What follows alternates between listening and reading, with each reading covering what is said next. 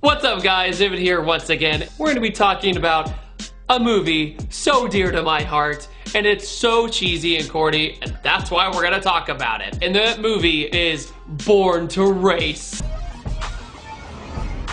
Born to Race, if you think about it, is essentially Fast and Furious grounded with a cheap budget in indie filmmaking. Born to Race is a movie I've watched a million times with a bunch of my friends, and it's really funny to me because there's some moments in it that are very accurate. Why don't you tell the class what cam torque actuated variable cam timing is?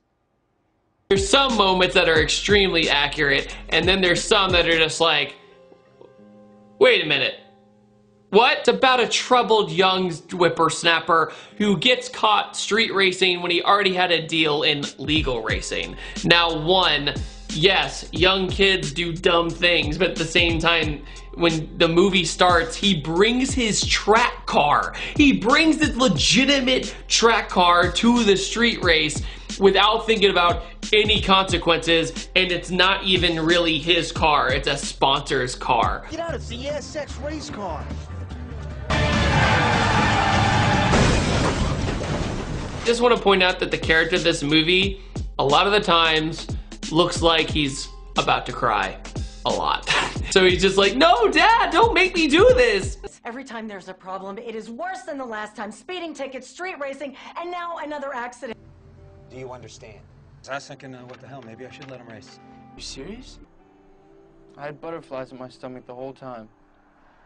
That feeling of acceleration was so intense. The acting's completely fair in this movie. It's not way terrible, but it's not the best. Even a fifth grader knows that. Oh my God, son, listen to me. And the character's dad lives in the middle of nowhere in California and runs an automotive garage that more focuses on the old school. And the entire movie's premises is dad is the old school way, the son is the new school way. The son is in a Subaru WRX STI, while the dad's all about carburetors and stuff like that. This movie almost beat for beat is Tokyo Drift on a budget. Guy gets in trouble for racing, crashes a car, pisses off the cops, moves away, not as far, but far away from home to live with somebody else, just happens to be the divorced dad, deals with the bully at school, races, messes up, proves himself, figures it out, becomes a better racer, beats bully, everybody wins. His punishment is to live with his dad, which I also thought that was a weird thing in Tokyo Drift as well, where it's like, instead of going to jail like everybody else, I've never heard of anybody in life, especially in the car world, of getting in trouble for racing and going to just live somewhere else. That's not how the law typically works, but hey, if anybody's a criminal justice major on my channel, let me know if that's a thing. It's just a weird loophole where it's like, he doesn't go to trial, he doesn't go to jail, he doesn't do any of this, he just moves in with dad. So he goes to this school, it's a stereotypical movie school, there's cliques and popular kids and theater majors and blah blah blah. Like every racing movie with have the very corny romance scene between the girl who just so happens to also super be into cars, because that's easy to find.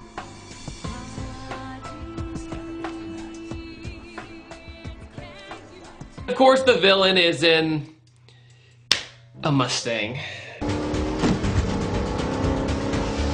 Like the first year the Coyote motor came out too, so I was like, of course it's a Mustang and it's black. Wow. And the main character is just a bully giving him a hard time, going, yo bro, can't wait to do the student drags and take you down. And his dad's super wealthy and owns a shop that supplies parts. It's like underdog versus big guy and jock of a son. But the jock, instead of being a football player, is a drag racer, and so is the main character. So usually it's like a jock and a football player, and then it's the underdog who likes the weird thing or the weird niche thing. And I include cars being kind of a weird niche thing when you're in high school. A lot of people don't get it. The fact that he's going to a high school that has student drag racing is amazing enough, and all he does is complain. Give me your keys. Nothing but an irresponsible, spoiled little punk. There's even a racing scene between each dad, and the one dad has a cutout in his exhaust. He's like, yeah, man, this is my secret weapon when I open up my exhaust, man. It's just funny how there's this whole dynamic between the dads and the sons, and it's just very strange. Then the main character's friends have I think it's an FG2 Civic off the top of my head, that they just put a turbo on and they're cataloging it. And of course, the bully tries to run them off the road like a freaking crazy person. It basically would kill them. They have the freaking stickers all the way down the fender, and it's like a stock looking Civic. Technically, Born to Race is above the first Fast and Furious. The terms they say are pretty much correct. Everything they kind of talk about is correct, and everything is plausible. For example, in the ending scene at the drag races, there's a diesel truck, and the dad says, the diesel truck is going to get you off the line and you're gonna have to reel them in. It's a very basic understanding that diesels make torque. So if you know about cars, you go, oh, that makes sense. The biggest thing that bothers me in this entire movie isn't the somewhat cheesy dialogue. It's at the very end, the villain over revs his motor and then his car flips. But when the car flips, you can tell it's a different generation of Mustang. And if I didn't point it out, you can never unsee it again. Villain's Mustang in the movie is like a 2011 or a 2012.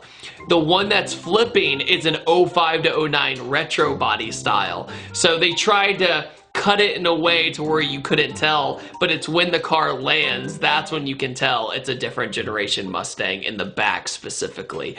And so that drove me absolutely nuts. That to me is the floorboard falling out equivalent of that. And I understand that it was a low budget and they bought a cheaper one so they could destroy it, and it just so happened to be black. The fact that they didn't think anybody was gonna notice. The main villain group in the movie is so cringy to me too. One of the jocks looks like he's 35 years old. I'm not even kidding. I'm like, you're definitely not in high school, or you failed for 20 years. Uh-oh, boys. Another hopeful. It's cruel to have them posters up there like that. Makes these fools think they have a chance. Max, close race this morning.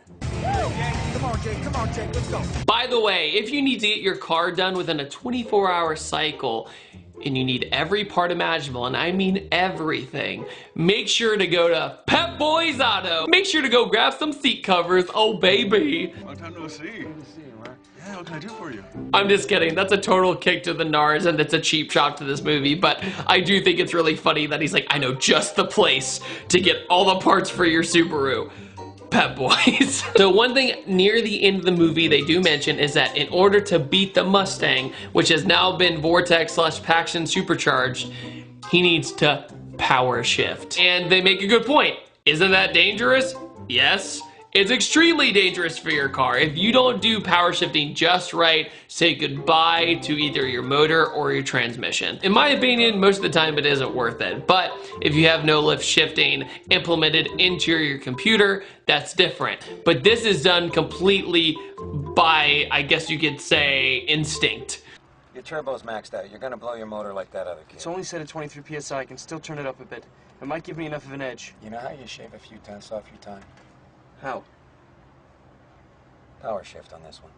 Isn't that just as dangerous? Yeah, only if you screw up. Anyways, guys, that's my thoughts on Born to Race. It's a movie that is fun to watch with your car friends. Like I said before, they say a lot of the right things, they do a lot of the right things, but there's just things in the middle that they got wrong. So with Fast and Furious, the production value, amazing. The scenes are filmed amazing, obviously. Just the quality of work with Fast and Furious, even with their lower budget, their first movie, was a high budget feeling movie. Born to Race feels like an indie movie in a lot of ways, because it is. But with what they got, they did a great job, and you could tell that they had a lot of advisement to give the filmmakers advice on what to say and what not to say. So with this, have you seen Born to Race? And if you have seen it, let me know in the comments section below. Also, I upload every Tuesday, Thursday, and Saturday. So don't trust YouTube anymore, because anyway, make sure to hit that subscribe button and the bell, and I'll see you guys next time. Take it easy. Have a great day. Hey, you, want clean wheels? Hey, use this. Spray on. Let sit for 45 seconds and turn purple. Spray again with water. Clean wheels. Make sure to check out www.pattersoncarcare.com. Made by car dudes, for car dudes.